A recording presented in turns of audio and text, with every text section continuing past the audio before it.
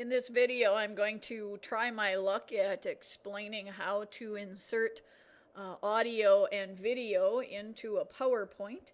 And I'll scroll to the top of the slideshow here. I've simply put some photos in that have nothing to do with the slideshow just to show you different views. And I've put some notes in to myself so I'll remember some of the steps that I wanted to show you. In our title slide, I won't put in any sound or video at all so that when I play it, you'll see that this will be silent. And let's see what I've got on slide 2. I think the most basic use of audio in most slideshows would be if you're running a photo album that you might want to have music playing in the background. So a most basic feature would be to insert one audio file and then let it play through all of the slides. So here's how you would do that. Go to the Insert tab, choose Audio pull down, and we would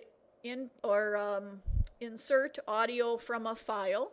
So make sure you've already found some music files. So I'm going to choose this kalimba sound file, and you'll see what's going to happen each time. I'll drag this down so you can see the icon. You'll get this speaker icon for sound. You don't have to leave that icon. You could go to your photo choice and change the picture to something else, but I think that speaker icon is very clear. If you play the music automatically, you could choose to hide that icon, and I'll show you how we're going to set up that sound file to play automatically. Whenever you have a sound icon selected, you'll have this Audio Tools tab, and then go to the Playback tab. And all I need to do is choose Start, but rather than waiting until we click that icon, let's just set it to play across the slides. And here's the button we could choose if we don't even want to see that speaker icon. So our users won't even know that there's a sound file there if we click Hide It during the show.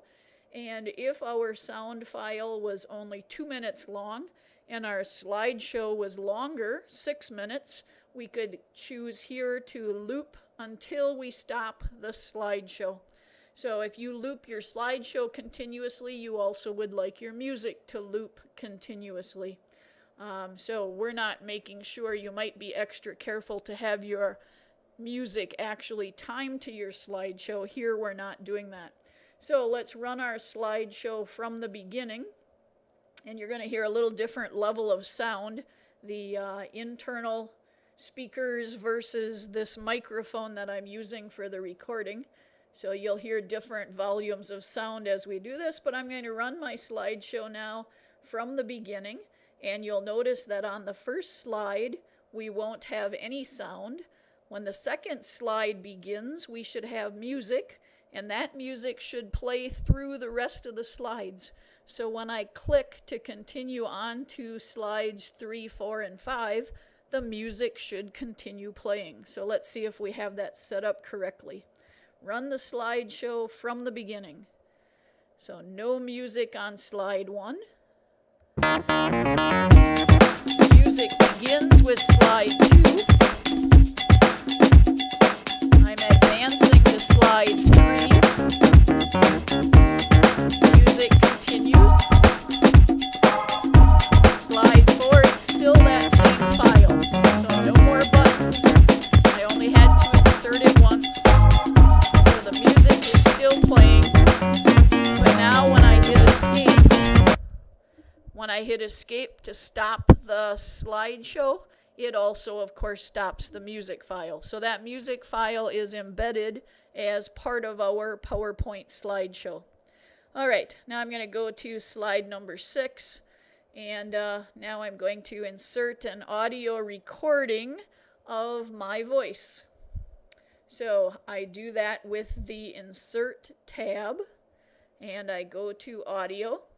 And I did this in the Door Lab. They don't have good sound cards.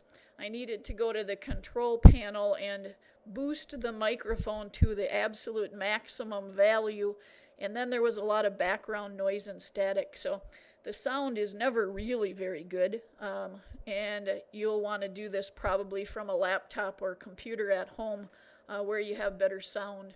But I'm going to insert audio, and I'm going to choose record audio. And you'll see that we get a dialog box. I'm going to choose this red circle when I'm ready to start recording, and I'm going to choose the rectangle when I want to stop. So I will simply tell you that I'm making a recording, and I'll count to 3 here. So when I press this red button, you can see that the length of the video will, or the length of the sound clip will tick off for me here. So now I am recording my voice in a very brief audio file.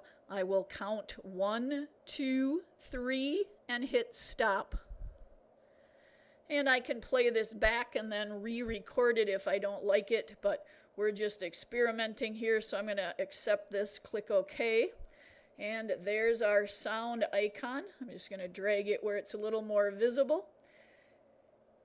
And this is going to default to the setting where I won't hear the recording until I choose click to click that play. So let's see what it sounds like if I go to slideshow, current slide. And if I hover over that speaker icon, I get our playback button.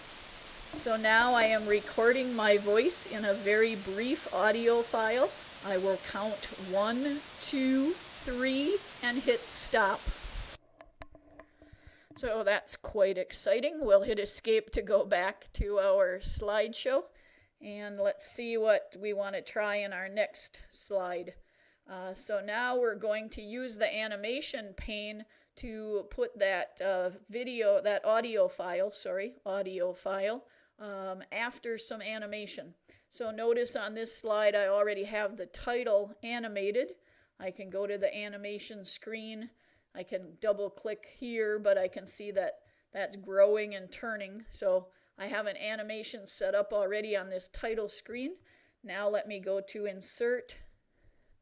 Let me put in another audio recording, and I'll simply count. I'm recording 1, 2, 3, stop. And I click OK. There's our sound recording, but now I don't want to have to choose to play that, so if I want it to play automatically, I have to go to the playback ribbon, and I choose Start Automatically, and in my animation pane it shows up as the second animation. If I wanted to change that, I can click and drag them to get a different order. I'm going to go to animation ribbon, or I could double click to open this up from the animation pane, and I want this to play after the previous. So notice you've got a choice that you could play that sound as that title was spinning in, or you could wait till the title is already in, and then after previous we could run that clipping. So that should happen automatically. Remember, if it's happening automatically, you don't need the sound icon. So if it's going to play automatically, you might also choose this button to hide the icon, but that's completely your choice. So I go to slideshow, current slide, let's see what happens. There's my heading. I'm recording 1, 2, 3, stop. So our recording didn't happen until after the title was animated. All right, let's try a few more things here quickly. Let's insert audio from a file using some music. So I've already looked and copied in a few files from my music folder. And it says first, let's let the user start the music, and then it'll stop as soon as you advance the slide. So if I insert audio from a file, so if I insert this kalimba piece of music again, remember it was about 6 minutes long. I don't want to stay on that slide for 6 minutes. If I run from that slide, and when I start the music,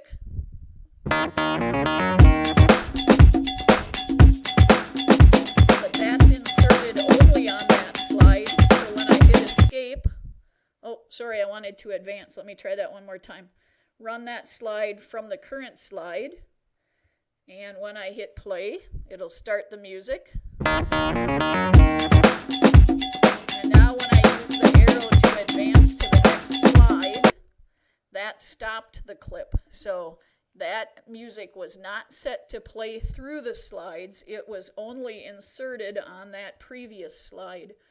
The other option that we might want to do then is to trim just a section of the audio. So let's do that same thing one more time. Oh, I guess maybe I haven't done a clip art also. Let me first insert audio, clip art. When you're online, you'll have a lot more choices of clip art. I'm offline right now, so I only have a couple choices. I'm going to click telephone. So from office.com, you'll be able to get lots of sound effects if you think those would be fun. And I'm going to close this clip art pane just so we have a little wider window here. So if I run this, and again, we could set it up to go automatically. And if I go automatically, I could hide the icon. We don't need that. And it is our only animation. So we could check to see that it's set to play after the previous rather than on a click. So all we're going to get here is a telephone ringing. Let's hear what that sounds like. So that's a pretty brief audio file. And I'm just going to delete that one because it's too short. What I really wanted to show you on this slide was how do you trim a longer music file so that you only play part of it. So one more time, let me insert audio. Let me get that audio file kalimba that we already know is about 6 minutes long. And if I only want to play a specific few seconds of that, it couldn't possibly be much easier. When that is selected, I go to the playback ribbon. I find the button for trimming the audio. And I know it's going to check how long it is. It's 5 minutes and 50 seconds. And it's as easy as dragging the green to wherever you want to start and the red to wherever you want to stop. And it's going to start and stop quite abruptly.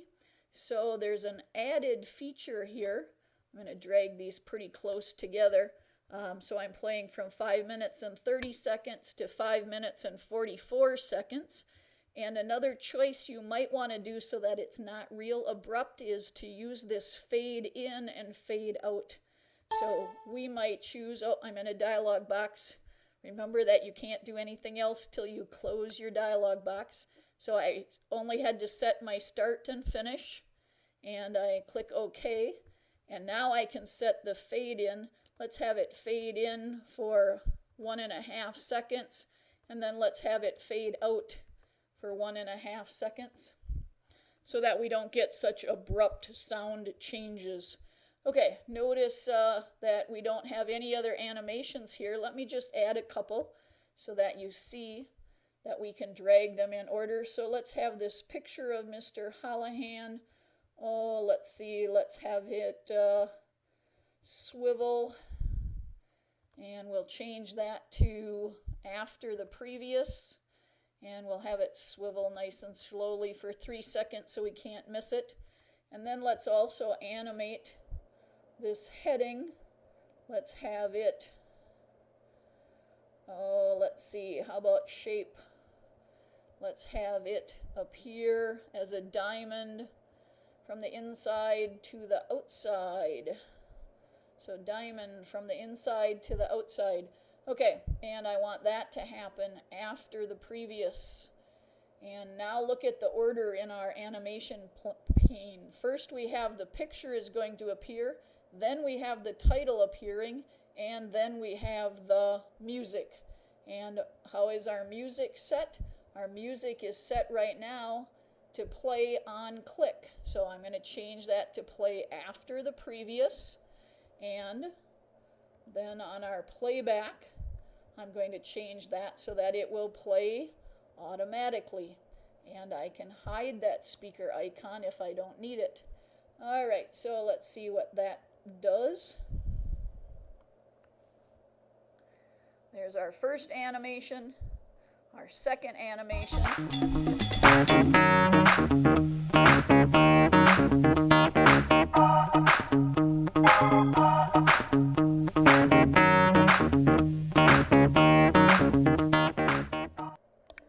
And then we got our sound recording only for the section that we had trimmed. All right, one last thing to show you here. And in this last slide, we're going to embed a video. There really isn't anything new to show you here. We go to the Insert tab, and instead of choosing audio, we're going to insert video from a file. The only problem you might have with some of these is you might get a message that that the type of video file is not compatible with your PowerPoint file. So I know I have a WMV file. This just happens to be a short video of me teaching a calculus problem. So you don't need to understand the problem. All I'm doing is inserting, and then from my browse window, you can go to whatever folder you want to. I find my movie file and I double click, and it inserts a panel. It's an object, so you could resize it. You could make that video whatever size that you want to fit on your slide. And it will either play when I click on the play button, or like music, I can set it so that the playback will happen automatically.